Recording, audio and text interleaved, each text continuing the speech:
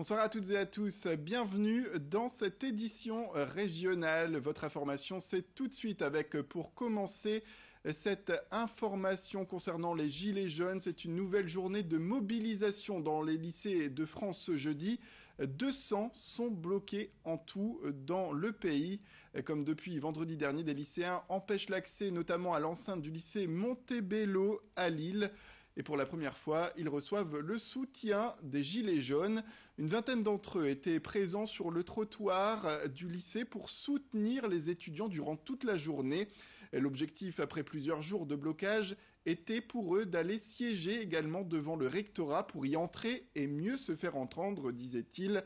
Sauf que la tentative a été avortée après de vives tensions aux abords du rectorat. Eh bien, les CRS ont procédé à une évacuation rapide. Vincent Vieillard est allé pour sa part rencontrer les lycéens pour faire un point avec eux sur la mobilisation.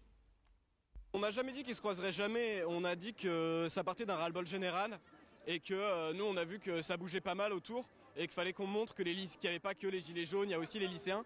Donc forcément il y a des gilets jaunes qui viennent, donc ils sont pas avec nous, ils sont là pour nous soutenir. C'est pas les lycéens et les gilets jaunes, c'est les gilets jaunes qui soutiennent les lycéens. Donc forcément ça nous rend heureux et ça nous aide beaucoup. Mais ça va donner plus de crédibilité à notre mouvement et on va pas s'arrêter là et ça nous motive encore plus, quoi. À noter aussi que ce jeudi soir, une grande réunion des Gilets jaunes est prévue à 19 h pour préparer les actions qu'il y aura en métropole lilloise ce samedi. On écoute l'un d'eux venu soutenir les jeunes aujourd'hui.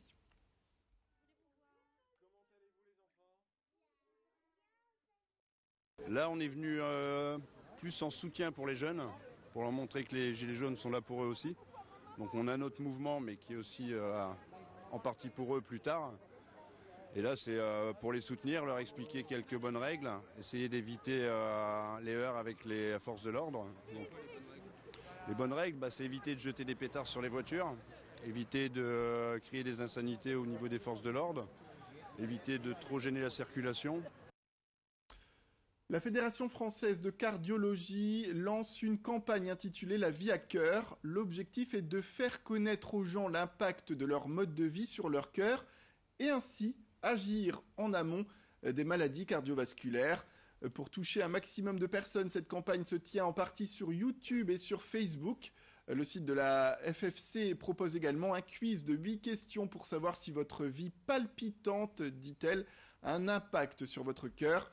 Cette année, 3 millions d'euros ont en tout cas été alloués à 60 projets de recherche et de prévention. On écoute la cardiologue Céline Gomine qui revient plus en détail sur les bienfaits de cette campagne. Une campagne nationale dans le cadre de la Fédération française de cardiologie qui est une association nationale, elle s'appelle La vie à cœur. Alors la campagne a pour but de montrer que tout le monde est concerné et que ce n'est pas que les patients à facteurs de risque cardiovasculaire qui sont concernés, même si on est jeune. En ayant très peu de facteurs de risque, on peut avoir des maladies cardiovasculaires et c'est important de le mettre en évidence et de sensibiliser tout le monde. Tout le monde est concerné, même quand on est jeune, on peut être victime de graves accidents cardiaques. Et ça, c'est important d'être sensibilisé par rapport à ça. Ce jeudi après-midi à la Madeleine, l'école Jeanne d'Arc a reçu la visite de Saint-Nicolas, le saint patron des écoliers. L'occasion pour les enfants de se pencher sur la légende qui entoure ce personnage. L'histoire raconte que 3 enfants partis se promener dans les champs se sont perdus en chemin du retour. Ils ont été recueillis par un boucher qui les a coupés en morceaux et placés dans un saloir. Quelques années plus tard, Saint-Nicolas a frappé à la porte du boucher et a trouvé les enfants qu'il a reconstitués et ressuscités.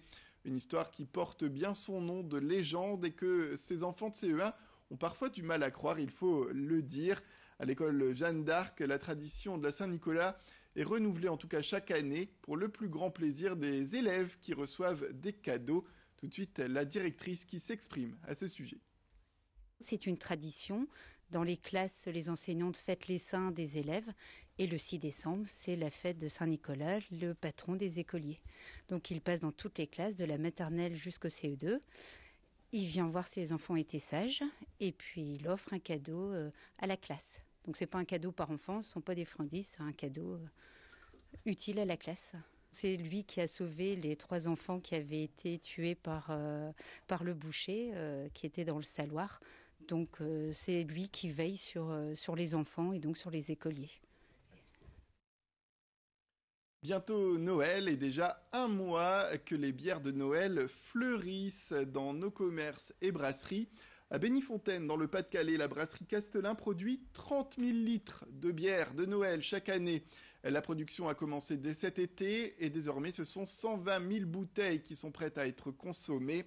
Une période commerciale importante pour cette brasserie pour qui la bière de Noël a permis de relancer l'activité et de la sauver dans les années 70 quand les affaires allaient un peu moins bien. Tout de suite, un point sur le goût, en tout cas, de ce produit, de cette bière, à découvrir dans la région avec l'une des fondatrices de la structure. La ch'tine Noël a cette particularité de changer de recette quasiment chaque année.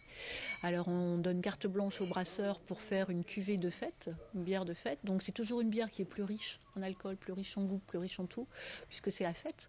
Et donc cette année on a mis du malt chocolat qui va lui donner un petit goût gourmand. Et on a mis ça aussi avec des écorces d'orange pour parfaire finalement ce petit goût de Noël avec, on va dire, ces éléments qui vont très bien avec tous les repas de fête. Alors on a 2 bières vraiment qui permettent de faire ça, c'est notre ch'tine Noël et c'est la Smoky dans la gamme Castelin qui est une bière de fête. Donc la Smoky est faite avec des maltes fumés et va très très bien avec des huîtres, avec du saumon fumé, avec ces plats-là. Et on peut se faire vraiment de très très grands plaisirs et de très belles associations avec ces 2 bières. Voilà, c'est la fin de cette édition. Merci à toutes et à tous de nous avoir suivis. Restez avec nous, l'information continue. Tout de suite, retrouvez vos prévisions météorologiques complètes, sans oublier un point sur les stations essence les moins chères. Dans la région, ça peut servir. Quant à nous, on se retrouve d'ici un prochain quart d'heure pour un nouveau flash avec de nouveaux titres.